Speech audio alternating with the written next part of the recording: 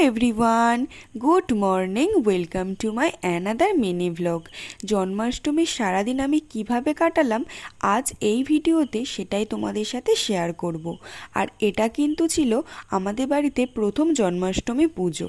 আগের বছর জন্মাষ্টমীর পরেই কানাইকে এই বাড়িতে আনা হয়েছিল, তাই জন্মাষ্টমী এবছর প্রথম আমাদের বাড়িতে হবে। তাই আয়োজন তো সকাল থেকেই স্টার্ট হয়ে গেছে।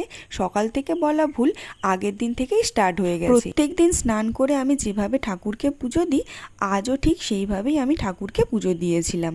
আর তারপরে চলে এলাম ভোগের রান্না করতে। আমি আর মা মিলে কিন্তু ভোগের সমস্ত রান্না করেছি। আর এত কাজের মাঝে সব কিছুর ভিডিও ক্লিপ তোলা হয়নি। আর দেখো আমাদের কিন্তু সমস্ত ভোগ রান্না এখানে হয়ে গেছে। আর তারপরে চলে এলাম মিষ্টিগুলোকে সাজিয়ে নিতে। আমি তো এদিকে মিষ্টির প্লেটটা সাজিয়ে নিচ্ছিলাম, আর মা ওদিকে ফল কাটছিল। মানে আমি আর মা মিলেই সমস্ত পুজোর আয়োজনটা করেছিলাম। আর তারপরে আমি আরেকটা প্লেট রেডি করছিলাম। এখানে কিছু চকলেট আর কিছু মাজা দিয়ে আমি প্লেটটা রেডি করছিলাম।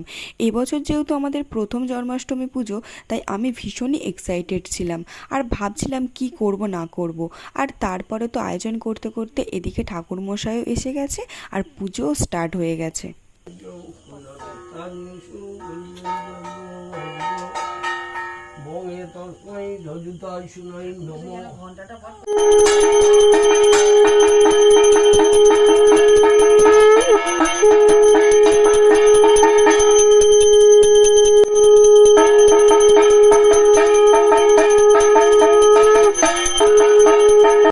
আমার বাড়ির প্রথম বছর জন্মাষ্টমীর পুজো তোমাদের কেমন লাগলো অবশ্যই কিন্তু কমেন্টে জানিও।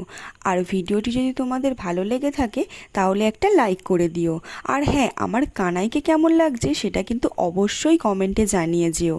তো আজ ভিডিওটি এই পর্যন্ত।